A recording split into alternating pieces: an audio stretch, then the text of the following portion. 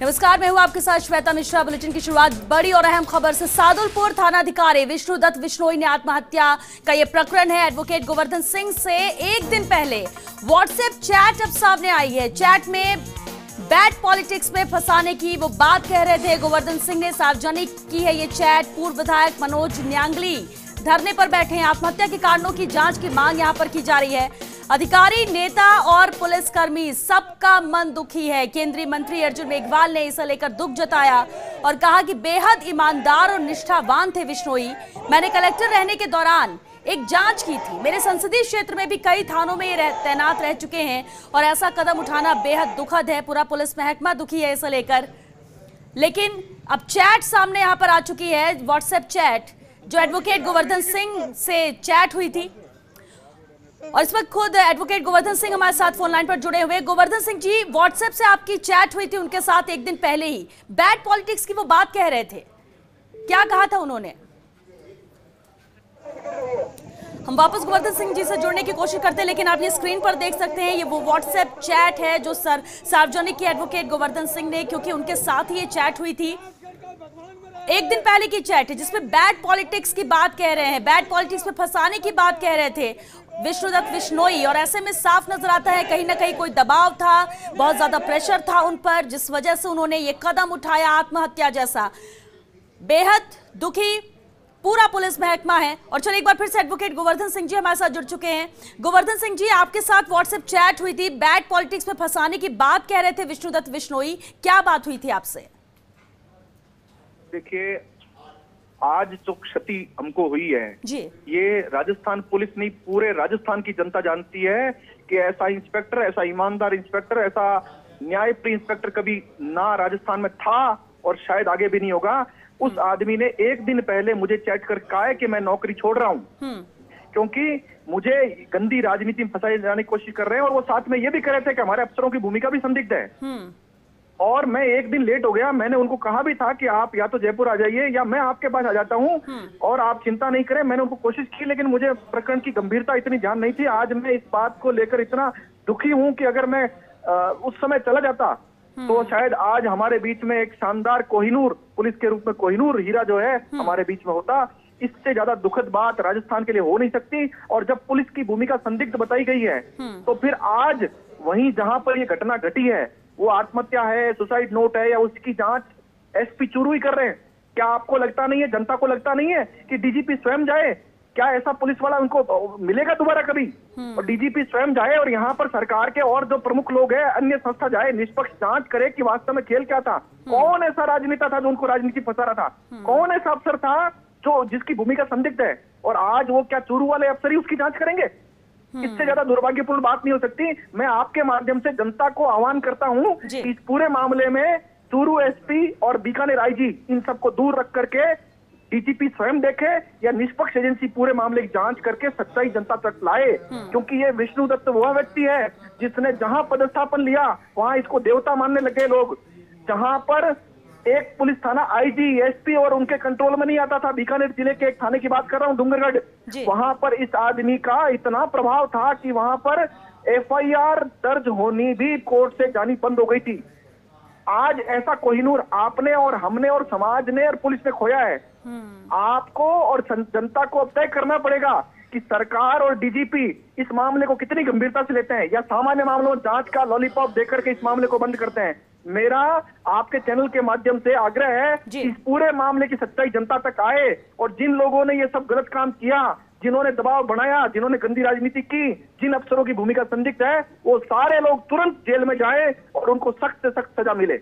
जी गोवर्धन जी, बिल्कुल आपके साथ व्हाट्सएप चैट में उन्होंने जो बातें कही आपने भी बताई, और ये बेहद दुखद है और कहीं ना कहीं ये इशारा जरूर करती है कि जो उच्च अधिकारियों का वो जिक्र कर रहे थे कहीं ना कहीं संलिप्त है, प्रेशर उनकी तरफ से था, प्रेशर पॉलिटिक्स का भी था, पॉलिटिशियन का भी था। लेकिन क्या फोन पर आपकी उनसे बातचीत हो पाई? जब इतनी चैट हुई, उन्होंने ये बात कही, क्या फोन पर बात कही? क्या उन्होंने इसके अलावा भी कुछ विस्तार से बताया? क्या किसी का नाम लिया उन्होंने? किस तरह के का प्रेशर उन पर बनाया जा रहा है? किस तरह की गंदी राजनीति की वो बात कहना चाह रहे थे? क्या कुछ बातचीत में ये चीज सामने आई?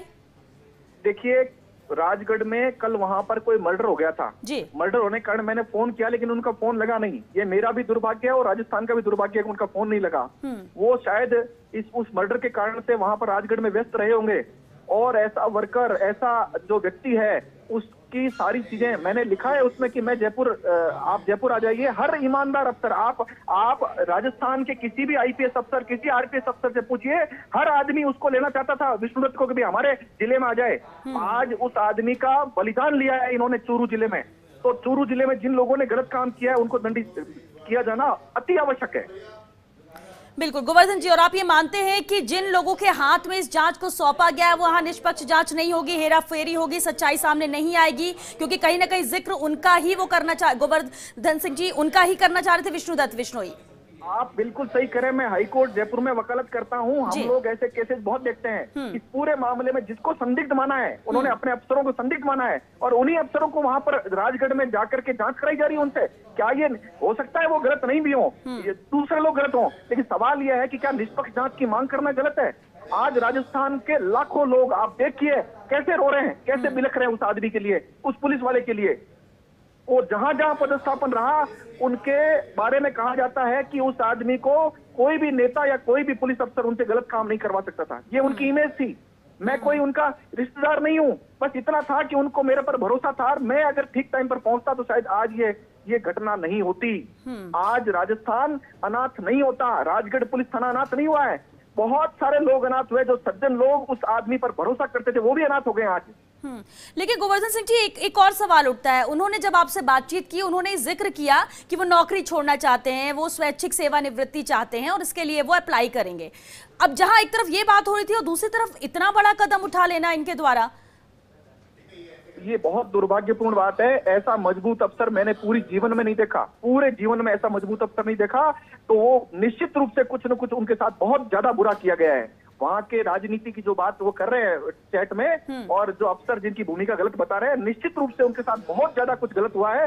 अन्यथा ऐसा मजबूत अफसर ऐसा कतई कदम नहीं उठा सकता। तो हो सकता है इसमें कहीं और भी कोई बड़ा षड्यंत्र निकले, इसकी भी संभावना है।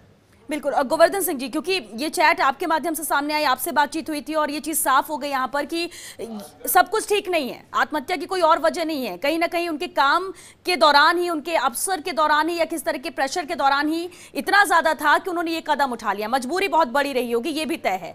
लेकिन गोवर्धन सिंह जी, अब आपके द्वारा क्या किया जाएगा? क्या कोई कोशिश और इस जांच को बदलने की, डीसीपी तक ये जांच पहुंचाने की, दूसरे हाथों में सौंपने की, ताकि निष्पक्ष जांच हो, सही तरीके से जांच हो और जो इसके पीछे के आरोपी हैं, जो अपराधी हैं, वो सलाखों के पीछे जाए? देखिए, मैं अभी तुरंत राजगढ़ के लिए रवाना हो रहा हूँ। इसके अलावा राजस्थान के नहीं, देश के जो उनको जानने वाले लाखों लोग रो रहे हैं आज की डेट में। वो जो लोग हैं ना, वो मांग कर रहे हैं इस सरकार से और डीजीपी से कि आप स्वयं मौके पर जाइए, हालात को देखिए और निष्पक्ष जांच करके सच्चाई सामने लाइए। यह जो है, यह इस सरकार और डीजीपी पर प्रेशर है, और अगर इस प्रेशर को नहीं मानते तो सरकार को वो भुगतना पड़ेगा जिसकी ये कल्पना नहीं कर सकते। आज जो लाखों पुलिसकर्मी सड़क पर खड़े होकर के जनता की रक्षा कर रहे हैं ना, वो भी मांग कर रहे हैं कि कल हमारे साथ ऐसा क्यों नहीं हो। आज राजस्थान के लाखों पुलिसकर्मियों से पूछना पड़ेगा कि तुम्हारे को कौन कौन नेता और कौन कौन अफसर प्रेशर करते हैं गलत काम करने के लिए। सवाल है इन सरकार और डीजीपी पर। गोवर्धन सिंह जी, अभी आपने कहा कि जो बड़े अफसर है उनका जिक्र किया था, बीकानेर आईजी का भी आपने जिक्र किया। बीकानेर से हमारे सहयोगी लक्ष्मण राघव हमारे साथ जुड़ रहे हैं। गोवर्धन सिंह जी, वो आपसे सवाल करना चाहते हैं। लक्ष्मण, आप अपना सवाल कीजिए, क्या पूछना चाह रहे थे आप सीधे तौर पर गोवर्धन सिंह जी से?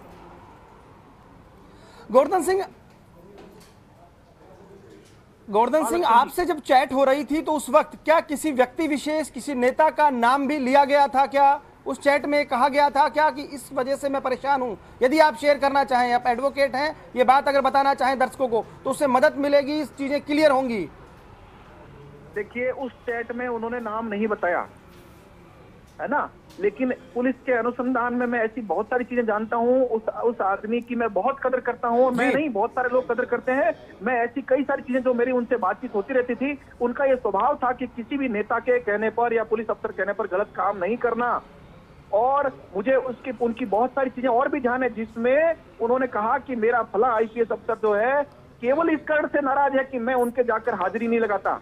मैं आपके सामने खुलासा कर रहा हूँ इस चैनल पर, वो ये उन्होंने मुझे कहा एक बार। और मैं ऐसे कई सारी चीजें जो है डीजीपी को निवेदन करना चाहूंगा कि इस पूरे मामले में जब इस आप सघनता से देखेंगे तो इसका एक कोहिनूर जो हमारे पास चला गया है, ऐसे कई सारे और जो पुलिस के लोग हैं कोहिनूर वो चले नहीं जाए, उन पर जो नेताओं का और अफसरों का प्रेशर है वो खत्म कैसे किया जाए, इस पर कोई चर्चा नहीं होती है। जब आदमी जाता है तब तो न्यूज चैनल और पुलिस सतर्क होती है, लेकिन उसके बाद दूसरे दिन के बाद कोई पूछता नहीं है। लक्ष्मण जी।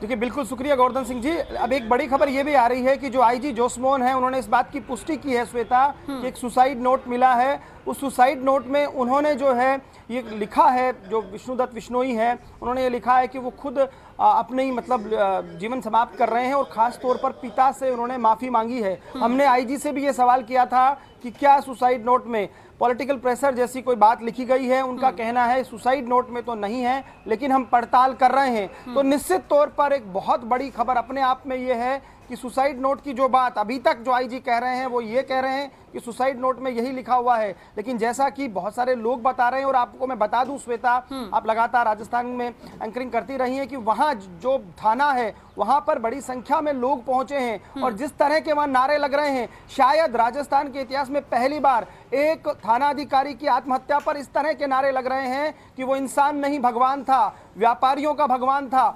वो मांग कर रहे हैं इस पूरे मामले में कि बहुत निष्पक्ष जांच होनी चाहिए। तो निश्चित तौर पर यह बेहद जरूरी है और ये जरूरी इसलिए भी है क्योंकि जो विश्वास है सिस्टम पर, सरकार पर, व्यवस्था पर, वो विश्वास तभी कायम रहेगा जब ऐसी घटनाएं, यदि वाकई इस घटना के पीछे, क्योंकि बहुत सारे तार कहीं ना कहीं जुड़ रहे हैं। कल घटना के बाद मैंने जैसा बताया एक अधिकारी से बातचीत हुई है, रात को वहां पर एक घटना हुई थी, फायरिंग की बात आ रही थी, उस फायरिंग के दौरान कुछ ऐसी चीजें हुई थी। तो क्या है वो, आखिर क्यों ऐसे एक जाबाज ऑफिसर को ये कदम उठाना पड़ा कि उसने अपनी ही लीला समाप्त कर ली? बड़े सवाल हैं। आईजी मौके पर हैं, बात सही है। जो आला अधिकारी हैं, चाहे डीजीपी हो या डीजीपी क्या निर्णय करते हैं, किसे जांच और सौंपते हैं, किस अधिकारी को भेजते हैं, एडीजी लेवल के अधिकारी को भेजते हैं, ये तमाम चीजें बेहद जरूरी है। और ये बात भी ठीक है कि जब उसी जिले के थानाधिकारी ने आत्महत्या की है तो ये जरूर बनता है कम से कम जांच उस जिले के एसपी के बजाय किसी अन्य एसपी से करवाई जानी चाहिए। ये मुझे लगता है जरूरी है और ये होनी भी चाहिए। तो अभी तक जो है जो अपडेट्स हैं उसमें यही आ रहा है कि सुसाइड नोट मिल गया है। आईजी ने जो पुष्टि की है उन्होंने ये बताया है। हालांकि लोग इस बात से सहमत कतई नहीं है, खास तौर पर जो मिलने वाले लोग हैं। बीकानेर पुलिस की आंख भी नम है। जो एक बात और बता रहा हूं मैं आपको, अभी शायद विधायक जुड़ जाएंगे, बिहारी बिश्नोई भी आपके साथ थोड़ी देर में फोन कॉल पर आप कोशिश कीजिएगा। उनका भी बयान आया है कि इस पूरे मामले की सीबीआई जांच हो। अर्जुन मेघवाल जो हैं उन्होंने भी ये कहा। और खास बात ये कांग्रेस के नेता ही बयान दे रहे हैं, ऐसा नहीं है। कांग्रेस की चयनिका उनिहाल ने ट्वीट किया है कि इस पूरे मामले की उच्च स्तरीय जांच हो। तो कहीं ना कहीं एक थाना अधिकारी के लेकर जिस तरह से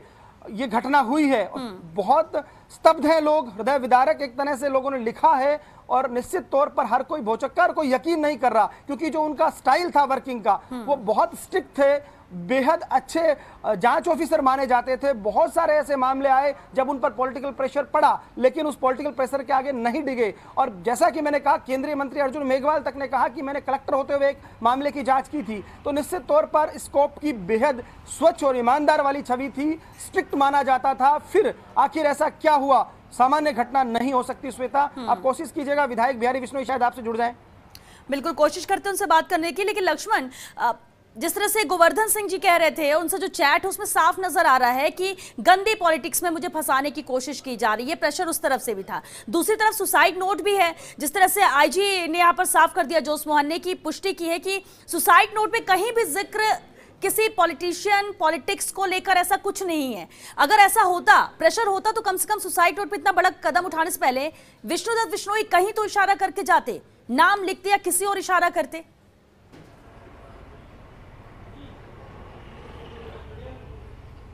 देखिए, बिल्कुल ठीक कह रहे हैं। इसलिए बहुत सारे सवाल हैं जो मुंह बाए खड़े हैं, इसीलिए ये सारे सवाल उठ रहे हैं। बहुत सारे अंदेशे तक भी जाहिर किए जा रहे हैं निश्चित तौर पर। लेकिन जो सर्कमस्टेंसेज वहाँ पर अभी तक हैं, हालांकि जैसा कि मैंने कहा कि आईजी जोसमोहन ने यही कहा है कि वो जांच, इस मामले की निश्चित तौर पर पड़ताल होगी, तमाम एंगल्स जो हैं खंगाले जाएंगे। लेकिन अभी आधिकारिक जो बात आई है वो ये है कि सुसाइड नोट में इस पॉलिटिकल प्रेशर का जिक्र नहीं है, जैसा कि आईजी जोसमोहन ने बताया है। वो मौके पर पहुंच गए हैं। तो निश्चित तौर पर एक बड़ा सवाल जो आपने पूछा है बनता भी है कि आखिर ऐसे ऑफिसर ऐसा क्या घटा कि वो रात तक बात कर रहे थे किसी से, 10-11 बजे तक की भी बातें आ रही हैं, उसके बाद भी थे। फिर आखिर ऐसा क्या घटा कि उस शख्स को अपनी जीवन लीला समाप्त करनी पड़ी? ये एक बड़ा सवाल निश्चित तौर पर है। और मैं कह बिल्कुल सही बात है ये कि हर पुलिसकर्मी, हर थाना अधिकारी, ऑफिसर्स, यहाँ तक कि पहली बार ऐसा हुआ जुडिशियल ऑफिसर जो फोन करके इस बात पर संवेदना जता रहे हैं और बहुत स्तब्ध हैं। तो ये अपने आप में निश्चित तौर पर ऐसी चीज है जिस पर जांच की बेहद जरूरत है और बहुत गंभीर जांच की जरूरत है। बिल्कुल, दो साइड होते हैं इसमें लक्ष्मण। जब भी कोई सुसाइड करता है, वर्क प्रेशर होता है, काम में इतना ज्यादा परेशानी होने लगी, प्रेशर होने लगे जिस वजह से ऐसे कदम उठाए जाते हैं। कई बार पर्सनल लाइफ में भी होते हैं। क्या विष्णुदत्त बिश्नोई के परिजनों, हालांकि ये वक्त नहीं है कि परिजन भी कुछ कहने की स्थिति में अभी होंगे, लेकिन क्या किसी तरह से कोई बात कही गई है, उनके परिजनों के द्वारा कोई बात सामने आई हो?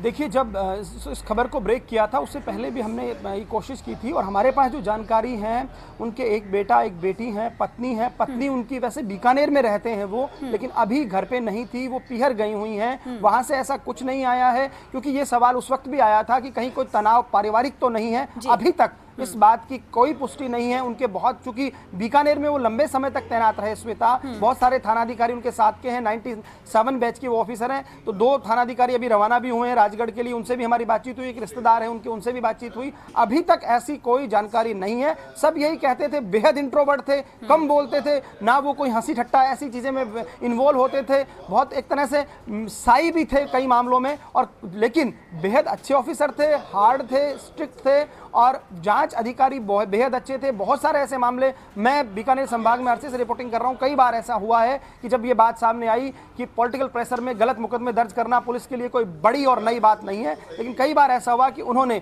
बजाय गलत करने के सही रास्ते को चुना, थाने भी उनके बदले गए। तो ये बात सही है। तो फिर आखिर ऐसा क्या घटा कि उस व्यक्ति ने अपनी जीवन लीला समाप्त कर ली? बिल्कुल लक्ष्मण, आप हमारे साथ